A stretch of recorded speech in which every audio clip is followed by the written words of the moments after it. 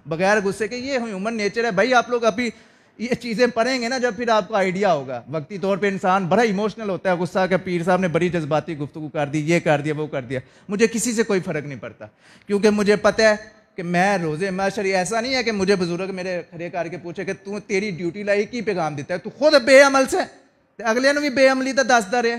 मैं ये बात नहीं सुनना चाहता।